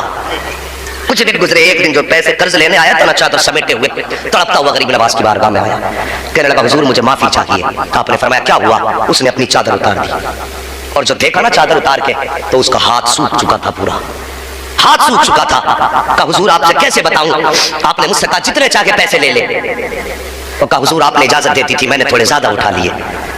तो गरीब नवाज कहते सुन, ये पैसे उठाने की वजह से नहीं सूखा, हमारी चौखट से तो दरिया बहाए जाते हैं। हम एक एक दो दो सिक्कों की गिनती कब लगाते हैं, तो हम तुझसे चंद टकों के बदले में तेरा बदन छीनेंगे। हमारे दरबार से तो जमाने को खिलाया जाएगा, तो तुझसे चंद सिक्कों की वजह से ये सजा।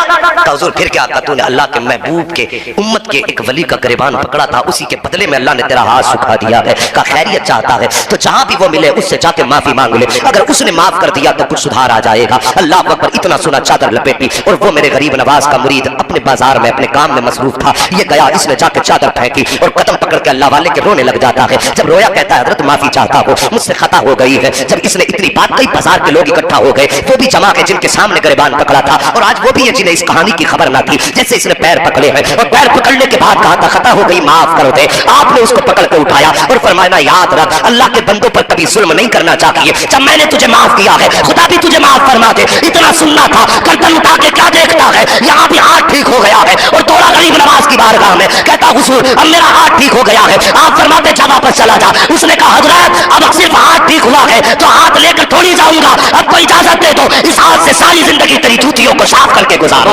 सुभान अल्लाह सुभान अल्लाह। अल्लाह अकबर। फिर मेरे गरीब नवाज ने एक निगाह डाली, इसको भी विलायत की महराज अता फरमा दी। ये है गरीब नवाज। अब एक बात और कह दूं आपसे साहिबो, हमने इससे ये सीखा कि अगर किसी पे हमारा कर्ज है, वो गरीब है, तो उसको परेशानी में ज्यादा परेशान न किया करो। तुमने अगर तुमसे अगर किसी ने कर्जा लिया 10 दिन के लिए, तुमने दे दिया, कर रहे चौखट पे खड़े होकर हिफाजत करते रहे। आप अंदाजा लगाइए, जब हजरत उस्मान गनी शहीद हुए और हजरत अली आए और बेटों को आपने गुस्से में थप्पड़ मारा, कहा तुम्हारे होते हुए अमीरुल मोमिनीन शहीद कैसे हो गए? तो आपने कहा बाबा जी अली के शेर खड़े थे दरवाजे से, तो कोई आ ही सकता ही नहीं था।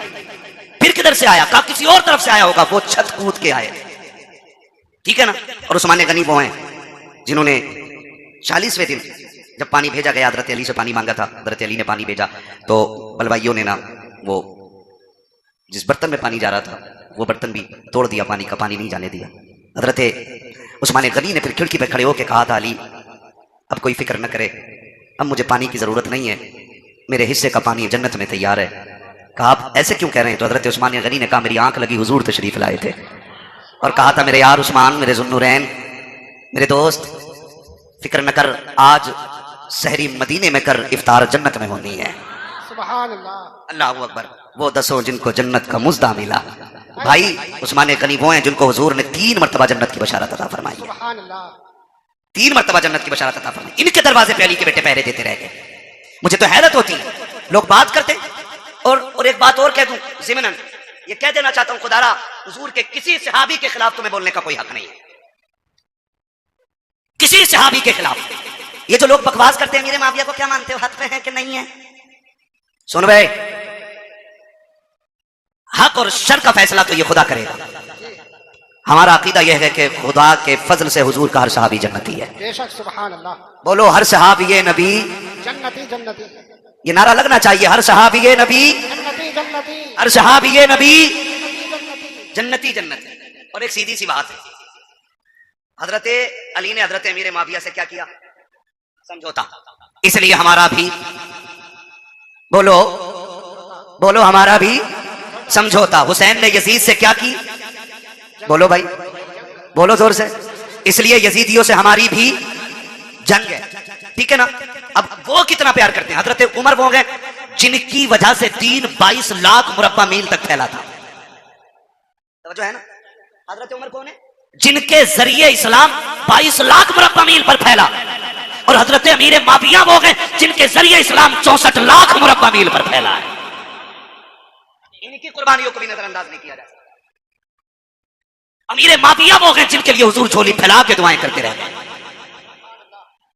حضور نے جن کے لیے جھولی پھیلا کے دعائیں کی ہے. اور تم جانتے ہو ایسا نہیں ہے امیر معاویہ کو نبی کے گھرانے سے پیار نہیں تھا یا احترام نہیں تھا. آؤ تمہیں بتاؤں ملک شام میں حضرت امیر معاویہ اپنے تخت پہ بیٹھے گئے. آگے ایک شخص نے کہا امیر معاویہ میں حج کرنے کے لیے مکہ جا رہا ہوں. آپ نے کہا تھا اچھا پھر تو وہاں سے مدینے بھی جاؤ گے. کہا جی. کہا حضور کے روزے پہ بھی جاؤ گے. کہا جی جاؤں گا. کہا تھوڑا سا کام میرا بھی کر دینا. کہا حضور آپ کا کون سا کام ہے؟ کہ جب حضور کے روزے پہ حاضری ہو پہلا سلام میرا حضور کے روزے پہ جا کے کہنا. اس کے بعد جب تھوڑا سا پیچھے ہٹو گے وہیں پہ ایک مقام ہے جسے ریاض الجنہ کہا جاتا ہے. کہا جی ہے وہ مقام. کہا جب اس مقام پہ پہنچو گے وہاں ایک نوجوان بیٹھا ہوگا. اس کے سامنے پہلے دو زانو بیٹھنا پھر جا کے سلام کہنا پھر اس سے عرض کرنا کہ میرے لیے دعائیں مغفرت کرے اور اس سے کہہ دینا کہ وہ یہ دعا کرے اللہ میرا خاتمہ ایمان پہ فرمائے. اس شخص نے کہا تھا بتائیے امیر معاویہ وہ کون خوش نصیب نوجوان ہے جس سے آپ دعا کی درخواست کر رہے ہیں. تب حضرت امیر معاویہ کی آنکھ میں آنسو آئے تھے اور کہا تھا خبردار اس نوجوان کے بارے میں پوچھنا چاہتا ہے تجھے بتانا چاہتا ہوں وہ جو ریاض الجنہ میں بیٹھا ملے گا وہ کوئی اور نہیں بلکہ فاطمہ کا لاڈلا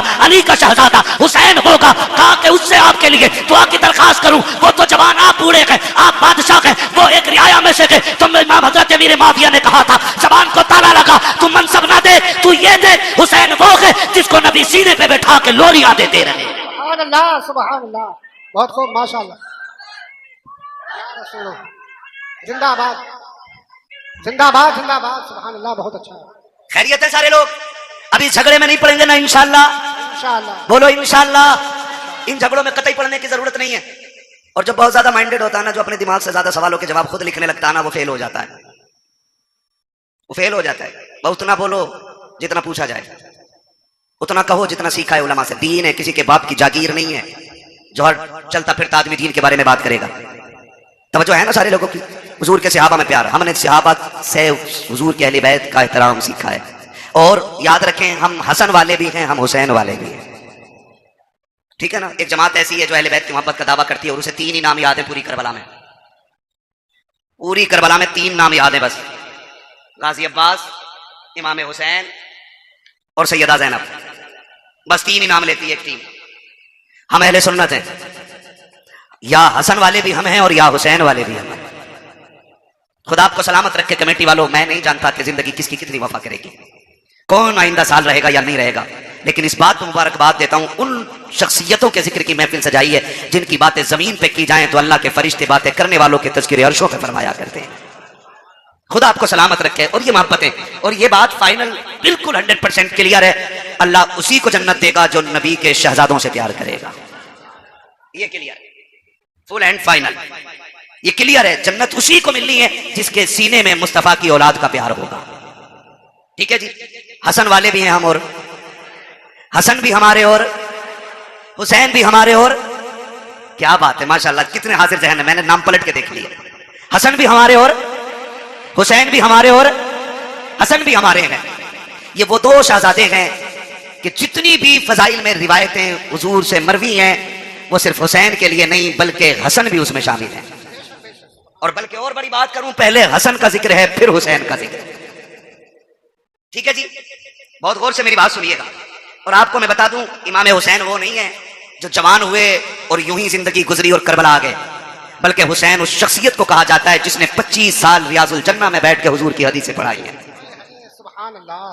25 سال ریاض الجنہ. عمرے پہ گئے آپ لوگ کتنے لوگ گئے عمرے پہ ہاتھ اٹھا کے بتا دیں. سلامت رہے ماشاءاللہ. مولا کریم جو دیکھ آئے ہیں دیکھنے والوں کے صدقے انہیں بھی دکھا دے جنہوں نے دیکھا نہیں ہے. آمین کہہ دو بھائی. ہے یا اللہ سب کو 3-3 کروڑ کے کہیں نہ کہیں سے بورے دے دے نوٹوں کے. ہاں اس پہ زور سے آمین کہیو. ٹھیک ہے توجہ ہے سارے لوگوں کی. کروں اگلی بات. ریاض الجنہ کسے کہتے ہیں ریاض الجنہ؟ حضور نے فرمایا جو میرے حجرے اور میرے ممبر کے بیچ کی جگہ ہے یہ جنت کی کیاری ہے اور یہی اصحاب صفہ کے پڑھنے کی جگہ ہے.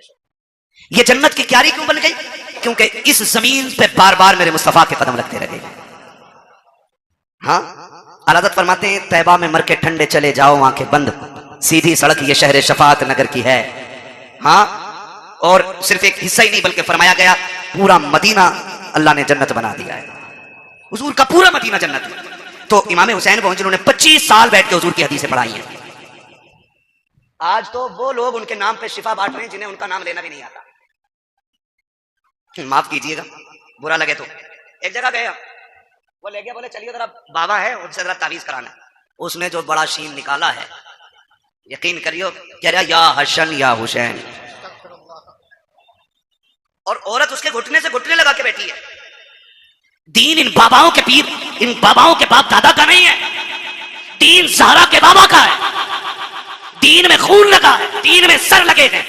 کسی بغیرت کے ذریعے دین کو نیلام نہیں ہونے دیا جائے گا.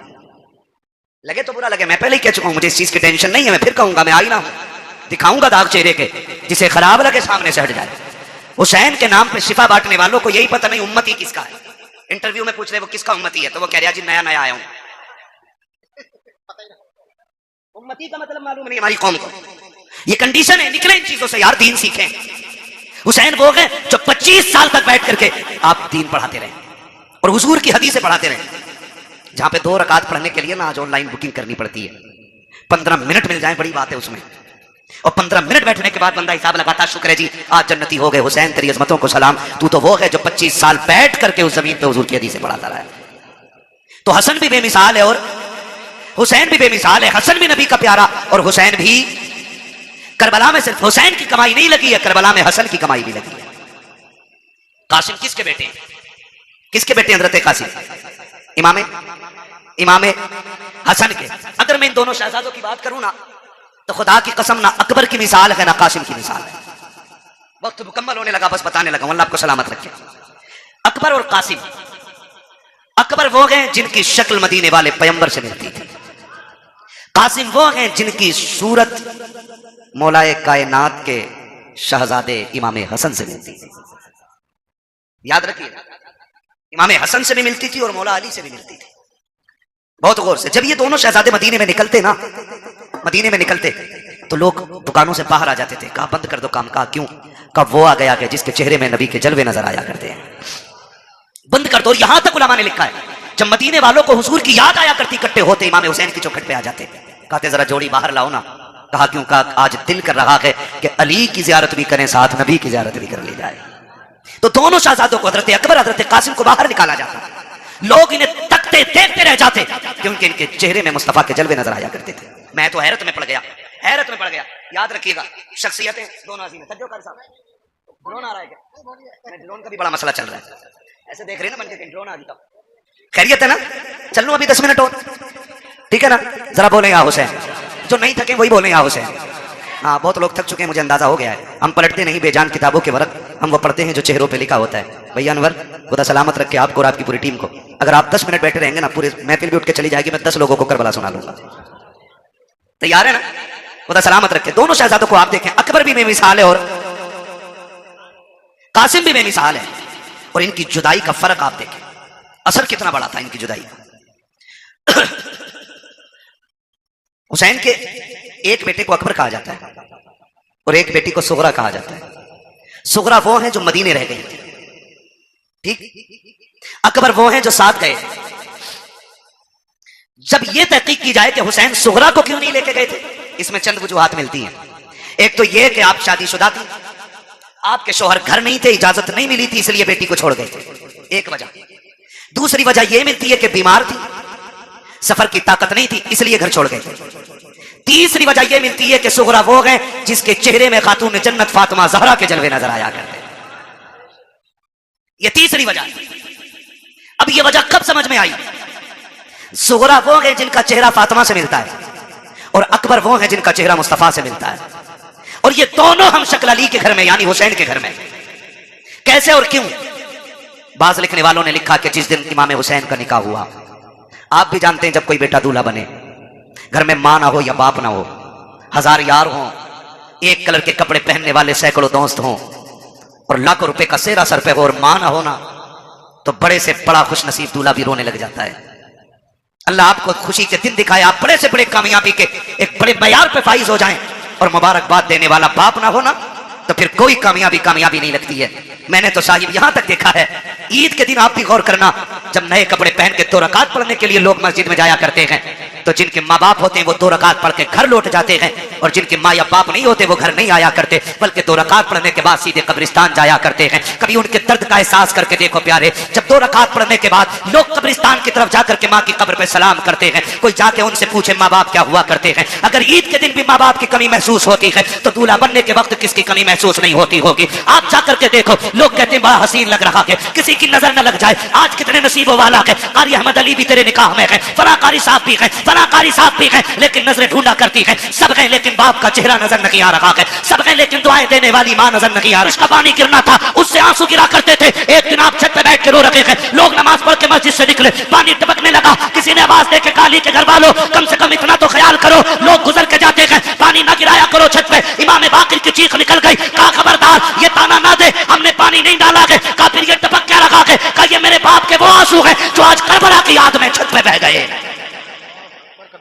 تمہیں کیا پتا کربلا کیا ہے؟ 15 سال حضرت ام فروا حضرت قاسم کی اماں زندہ رہیں، لیکن کبھی پوری زندگی دھوپ کے ہوتے ہوئے سائے میں نہیں بیٹھی۔ لوگ کہتے تھے سیدہ کبھی تو سائے میں بیٹھ جایا کرو۔ انہوں نے کہا کہ میں نے اپنے لال کی لاش کے ٹکڑوں کو بغیر سائے کی زمین پہ پڑا ہوا دیکھا ہے، اب ہمیں سائے سے نفرت ہو گئی ہے۔ کس درد کی بات کرتے ہو؟ خدا کی قسم آج تک وہ قلم نہیں بنا جو تاریخ کربلا لکھ پاتا، آج تک وہ اوراق نہیں بنے جو درد کربلا کو سبا لیتے، آج تک وہ مورخ نہ بنا کہ جو درد کربلا کو اپنی زبان دے کر کے اوراق کے سینوں میں اتار پاتا۔ بس اتنا سمجھ لو کس زبان سے ہو بیان عز و شان اہل بیت، مدحقان مصطفیٰ کے مدحقان اہل بیت اپنا سودا بیچ کر بازار سونا کر گئے، کون سی بستی بسائی، تاجران اہل بیت بے اجازت جن کے گھر جبریل بھی آتے نہیں، قدر والے جانتے ہیں قدر و شان اہل بیت، بے ادب گستاخ نزدیک ہو سنا دے اے حسن، یوں کہا کرتے ہیں سنی داستان اہل بیت۔ بھائی کربلا کربلا ہے۔ آخری بات بیان کرنے لگا ہوں، خدا آپ کو سلامت رکھے۔ 2 بج گئے ہیں، جیتے رہیں سلامت رہیں، اور جنہوں نے زہرا کے لالوں کی محفل سجائی اللہ ان کے لالوں کی عمر میں برکت عطا فرما دے، خدا آپ کو سلامت رکھے۔ بس ایک بات کہنے لگا ہوں، کربلا آپ نے سنا ہوگا، میں کم علم بندہ، جتنا میری سمجھ میں آیا میں اتنا بیان کر رہا ہوں، مجھ سے بڑے بڑے لوگ بیٹھے ہوئے ممبر شریف پہ۔ کربلا امام علی مقام شہید ہوئے کون سی تاریخ میں؟ کون سی تاریخ میں بیٹے؟ کتنی تاریخ میں؟ 10 محرم میں۔ ادھر کو منہ کر، کیمرے والوں اس بچے کا منہ دیکھو۔ ہم نے پہلے ہی کہا تھا کہ ہم نے مدرسوں میں کربلا بعد میں سیکھی ہے، چولہے پہ بیٹھ کے ماں سے پہلے سیکھ لی ہے۔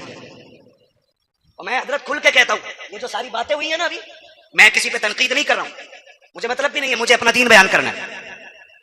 جو بہک جائے اللہ اسے ہدایت دے دے، اور جسے رب ہدایت دے اسے کون بھٹکانے والا ہے؟ ٹھیک ہے نا؟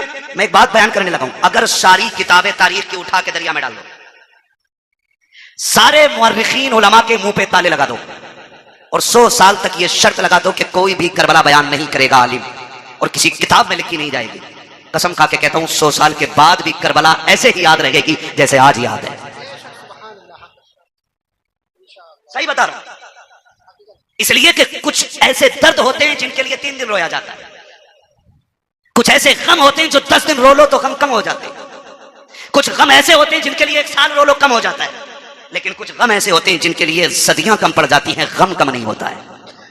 اور انہی غموں میں سے ایک غم حسین ہے، جس سے روتے روتے صدیاں کم پڑ گئیں لیکن غم کم نہیں ہوتا ہے۔ آج بھی جب اصغر کی پیاس کا ذکر ہوتا ہے دیوانے رو دیتے ہیں، آج بھی جب سکینہ کے صبر کی بات آتی ہے نا، آج بھی لوگ روتے ہیں۔ اور جو یزید کے بھائیے بھتیجے بھانجے اور ناتی پوتے ہیں نا، وہ کہتے ہیں جی اقتدار کی لڑائی تھی، 2 شہزادوں کا آپس کا جھگڑا تھا، وہ ظالموں آپس کے جھگڑوں میں، اقتدار کے جھگڑوں میں 6 ماہ کے اصغر کے تیر نہیں مارا جاتا، بیماروں کو زنجیر نہیں پہنائی جاتی، بیٹیوں کے ہاتھوں میں رسیاں نہیں ڈالی جاتی، سروں کو نیزوں پہ نہیں اٹھایا جاتا۔ میں کہتا ہوں کوئی جگر لاؤ ایسا جو برداشت کر سکے۔ مجھے ایک بات یاد آ رہی، میرا امام جب خیمے سے جانے لگا نا، سیدہ زینب آ گئی، بھیا جا رہے ہیں جی، آنکھوں میں آنسو کیوں؟ اب دیکھو صبر بھی کوئی چیز ہے، صبر بھی کوئی چیز ہے۔ فرمانے لگے بہن اکبر گئے، میں نے سوار کیا تھا گھوڑے پہ، قاسم کو میں نے بٹھایا تھا، عباس کو میں نے دعائیں دے کے بھیجا تھا، اونو محمد میں نے رخصت کیے تھے، حسین جا رہا کہ آج سوار کرانے والا کوئی نہیں ہے۔ کا اس خیال نے رلایا۔ سیدہ زینب آگے بڑھ کے کہتی دل تھوڑا نہ کر، اگر تو علی کا بیٹا ہے تو میں علی کی بیٹی ہوں، سوار ہو میں تجھے بٹھاؤں گی۔ جب میرا امام بیٹھنے لگا نا، بہت غور سے ایک بات سننا، پیپل ثانی کے نوجوانوں، اطراف و جوانب سے آنے والوں بہت غور سے میری بات سنیے گا۔ میرے امام نے بیٹھنے سے پہلے کہا تھا زینب کربلا جا رہا ہوں، لیکن خیال رہے میری شہادت کے بعد بغیر دوپٹے کے میری لاش میں مت آنا.